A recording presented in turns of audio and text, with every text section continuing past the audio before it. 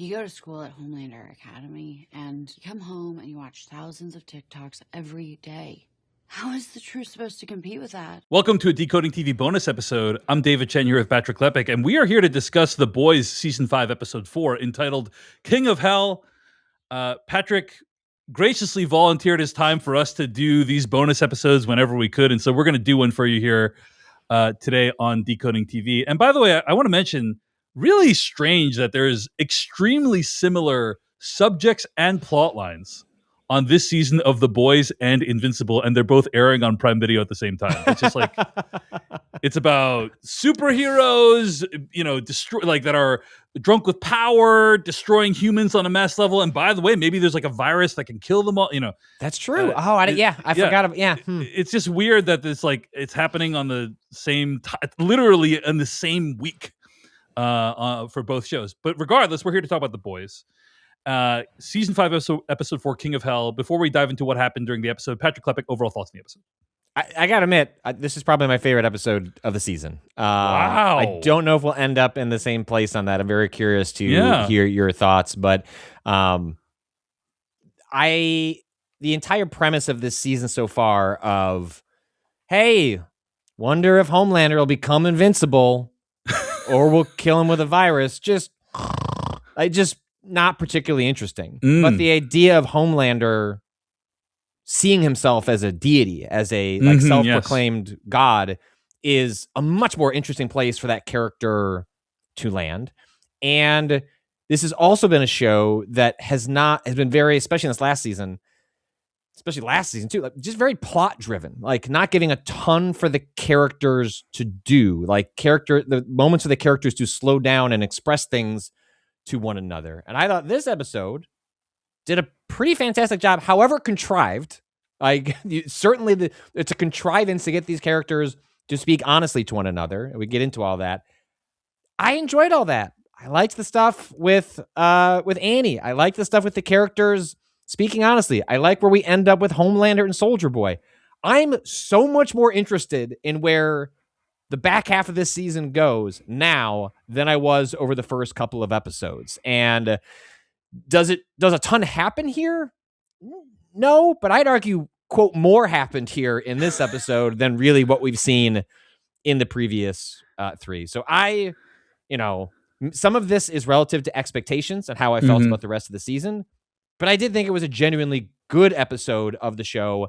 And I wish more episodes were like this, especially given that we only have a couple more to go. And in penultimate seasons, you end up really getting plot driven to try and tie everything up. But what say you, David Chen? Did you fall similar to me, or are you did you not care for it? I'm pretty mixed about it because I think this is what people would describe as a classic filler episode.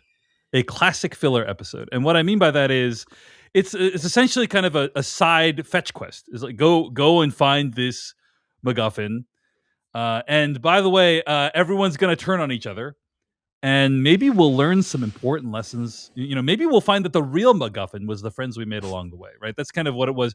And I think in general, filler episodes are good or have been good, ...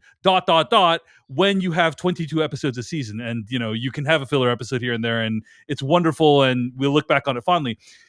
Here, it just feels like they should be trying to tie some of these loose ends up, and instead of doing this kind of filler. And they are doing that to some degree with Starlight's whole backstory, but I don't know, man. I thought the way the Starlight thing played out was not super convincing to me either. Just she finds her dad who left her because he didn't want to lie to her about the nature of her powers and so on. So I didn't love the episode. However, where I do agree with you is I've seen a lot of complaining online about how Homelander was a much more subtle villain in the first few seasons, right? And in these last few seasons, he is just so much more cartoonish and over the top. And I do understand that. Obviously, though, we live in very unsubtle times. And the relationship in real life, in our universe that we live in, between MAGA and the evangelical church, I think is interesting. I grew up in the church, and I was a real true believer for the first few decades of my life, I've really struggled with the evangelical church's embrace of Donald Trump, and how did it happen, and why did it happen, and it's stuff that I have an understanding of. Like, I understand. I've done a lot of reading into it. I understand like why it happened, but to me, it just never made sense that the Jesus that I was taught about growing up would in any way comport with anything that the current political party is doing. And how does it go like so opposed to that? And this season is kind of offering us a little glimpse. I don't think it's like a fully textured exploration or anything of that, but it's like it's offering you a glimpse of like how this kind of stuff takes hold, like how you can kind of shape the narratives a little bit. In particular, Daveed Diggs, who plays Oh Father, the episode, like I thought did an amazing job spewing just complete BS of like how this church, what this church is going to become. So that plot line I do think is pretty cool. I like that. And yeah, as an episode overall, if you were like, hey, this is just a random boys episode, I'd be like, oh, that's a pretty decent episode, you know? But this is 5 episodes away from the very, very end of the show, and it just doesn't feel like it yet. You know, it just doesn't feel like it yet. And per what you've said in the past, you want the show to feel like it's playing for keeps. I thought it would be playing for keeps after killing off A-Train in the first episode, but then we've had a number of fake outs this season with Ryan last episode, and arguably this episode multiple characters. And so I am now curious like when the show's going to start playing for keeps. So I am a little bit more mixed on it than you. Having said that, Patrick, do you agree with my assessment that this is a filler episode, or do you just reject that characterization?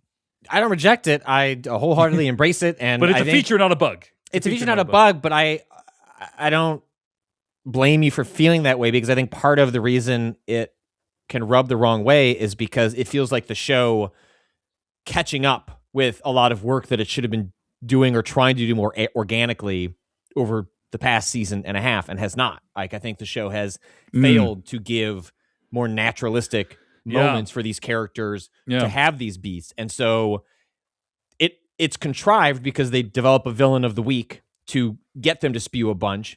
The Annie one is just sort of like, well, we've had a plot thread sitting around for a while that we want to resolve. Feels like it's just pulled out of a bucket of like, oh shit, we're about to run out of time to do any of this. It feels like the shape of the end game will become clear probably by the end of the next episode. And once that shape becomes clear, you run out of time for these moments to occur. You run out of time for things to slow down, because the pace is naturally going to accelerate, especially in a superhero story. And so I guess I just appreciated the show taking a beat and a breath, even though it's in some ways an indictment of the boys' storytelling, right? There should have been other ways to find moments to do this, especially in a penultimate season, right? Like, that is the perfect time to have more of this to happen. And so with some characters it did, right? Like with Kimiko and Frenchie, I feel like they got some decent moments over last season, but just not as a whole. Like, it hasn't been a strength of the show, and it was a strength of the show, I think, much early on.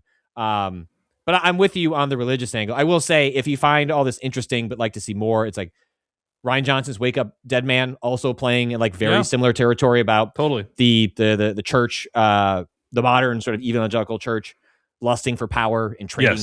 What will they trade in order to acquire power and enact some version of Jesus, or what they'll tell you is Jesus in modern society. Righteous Gemstones, which is like very comedic, but is on HBO and is like, it takes the mega church part of this that is part of Daveed Diggs' character, makes a whole show around it. It's very comedic. It's a send up, but also says a lot seriously about the state of religion in America in particular. So if you find any of this interesting, I feel like both those works will illuminate more than The Boys does. But I like this angle. I think it's a novel angle to take on Homelander that I find more interesting than wondering if we're going to convince Ryan to hit him with a virus, which may still be like what's going to happen. I saw someone put out something on Blue Sky that was to the effect of, I can't wait to get to End of the Boys to find out that they swapped the vial and he thought it was V1, but it was really the virus. And as soon as I read it, I was like, I know that's not a spoiler, but I really hope the show does something better than that, because that you can really imagine that being something the boys would do at the very end. But I'm hoping this angle is a little more interesting than something as simple as tricking Homelander into injecting himself with the virus by accident. I hope so. And, you've brought up the whole Marie Moreau complication, dude, in the past, but like the Marie Moreau thing, they really screwed themselves with the Marie Moreau situation, right? Because leave them out at this point. Well, because either you leave them out and then it's like, well, then why did you spend all that time building her up? Or she's critical to the process, in which case, if you're just the boys watcher, you're like, why are we bringing in this side character in the final 4 episodes of the show?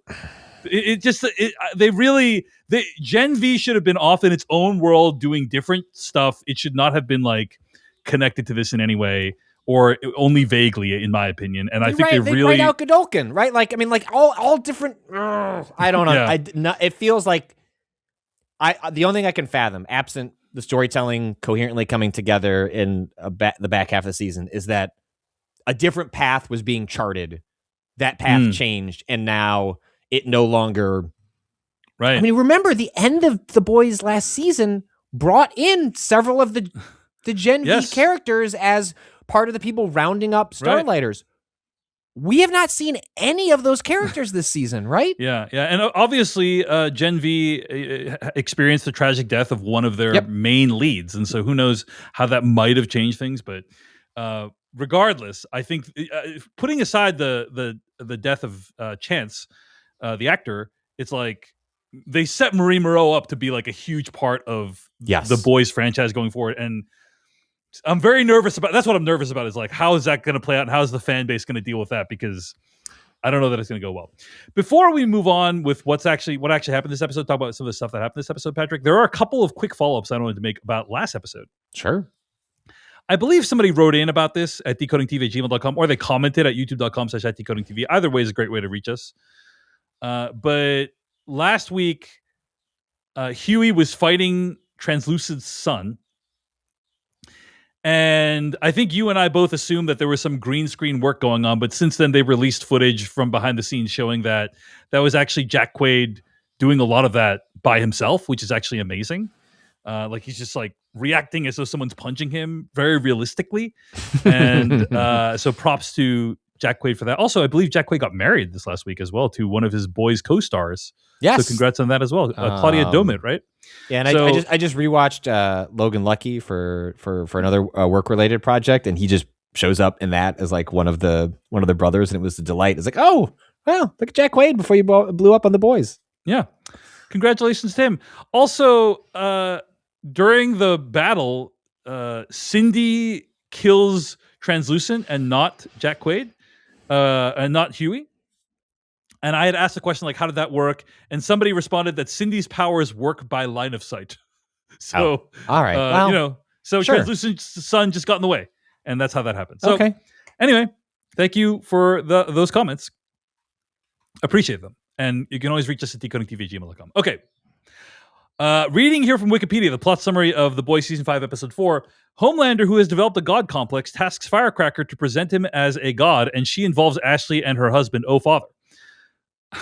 By the way, you can always count on the boys to put in some extremely graphic sexual activity for seemingly no reason. Anyway, this time there wasn't any. It wasn't that graphic. They just talked about it a lot. Mm-hmm. The boys, still without the virus, go to Fort Harmony to find the V1. There, Frenchie discovers toxoplasmosis in the air and realizes he is immune due to his past drug abuse. End quote. I will just say, Patrick, that when Frenchie is talking about what is going on with the toxoplasmosis, literally in my head, I had the thought, oh, so this is like The Last of Us. And at the exact same time, Huey says, okay, so like The Last of Us? No, that is just The Walking Dead with mushrooms. Oh, so it's like The Last of Us. and I was just like, that was just a wonderful, you ever have that moment where you have a Vulcan mind meld with the show? Like I was like, oh, it's like The Last of Us, except it makes you kill each other. So I thought that was amazing. And just, I don't know what the rules are, but, in general, you're not supposed to promote shows on other streaming services. But It's very clear that they're like, fuck it this season. They're just doing whatever they want. Anyway, they find out that the soup bomb site has taken all the V1 vials, and after a tense exchange, the team brutally fight. Homelander and Soldier Boy arrive, and Homelander mocks him, saying he injected himself with a V1 because he felt inferior to his brother. Soldier Boy then locks Homelander in a chamber of enriched uranium to prevent him from getting V1. Frenchie finds the source of the toxoplasmosis and takes Soldier Boy to it, revealing it as Quinn, with whom he had a past. After Frenchie provokes him, Soldier Boy kills Quinn, returning everyone to normal. Homelander then breaks out of the chamber and spares Soldier Boy's life after seeing him vulnerable. End quote. So those are some of the stuff that happened. Patrick, any reactions to anything, any of these kind of conflicts that happened this episode? Yeah, I mean, I think any depth given to Soldier Boy is interesting just because he's otherwise a pretty one-note character who's mostly a one-liner delivery system. And he's good. He's really good at that. Very good. But I mean, obviously there is like a great tragedy to like the lineage of like, you know, a V1 and like any of these people that were part of these like testing programs. And so giving him any moment of vulnerability is interesting in the way that Homelander is constantly suppressing that and displaying like faux vulnerability. Like he kind of weaponizes his ability to display moments of empathy. So I don't, the Soldier Boy Homelander dynamic is one of my favorite ones in the show because it feels like it has real stakes. And it's actually one of the few character relationships that they keep returning to. And there's at least something new to mine there. And so I'm always interested when they find time for the two of them. And again, it's a bit hand wavy, but Frenchie not being affected by the toxoplasmosis because he did a lot of drugs it got a chuckle out of me. It's like, all right, well, it's a little goofy, but I'll allow it. Speaking of goofy things, people have been speculating wildly that Stormfront is Homelander's mom as well, right? And it is. I believe that is not in the comics, but people are saying like in the realm of the show that seems very possible. And I do think it would fit with the Oedipal themes of Homelander in the show. And here we also learned that both he and Soldier Boy had sex with Stormfront. So, you know, that would fit within a dark, long running joke for the boys to put a pin on by the end of the show. Absolutely. Absolutely. We also learned about Bombsight. This character, like, oh, was Bombsight the one that came here and took the V1? For those who don't know, I'm reading here. I believe this is from Games Radar. Bombsight, the character, was first mentioned in season 4 when it was revealed he was a former combat pilot who is the third oldest soup in existence. He's also, as many soups are, a film star and appeared in the Vought movie Curse of Fu Manchu. He's an original character for the show and not from the comic books. And the boys did reveal some more details about the character in the latest episode. End quote. So anyway, just wanted people to know about Bombsight, and I will not, it seems as though the show is setting that character up to be a part of the season, and we'll see if that ends up happening. What else do I want to mention? Well, we talked about Annie meets her father, who admits he always loved her, and then reunites with Huey. And then at the end of the episode, at a church service, "Oh, Father" proclaims Homelander as a prophet of God. End quote. So you like this whole Annie and father storyline. What did you tell me? What you liked about it?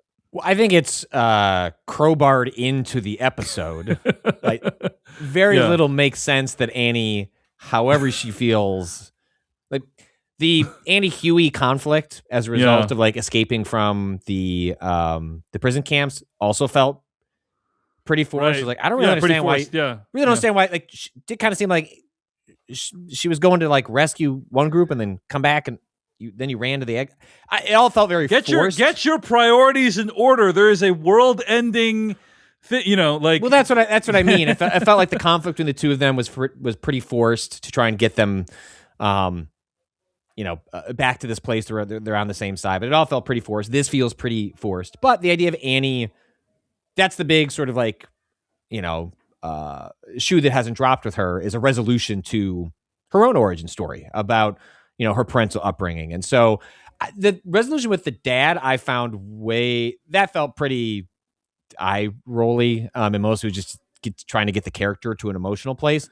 But like all the other stuff of, hey, part of the reason he is the way he is and the like having a Homelander sign out front, having a son that is like brain poisoned by the algorithm, having the new wife, like so the stepmom, like step in as an intermediary between everybody, like explaining the feelings that these law officers have about what they're doing on behalf of Homelander and the authorities. Like all that worked pretty well for me. Again, it's crowbarred into the episode, but I still appreciated the beats that it was going for.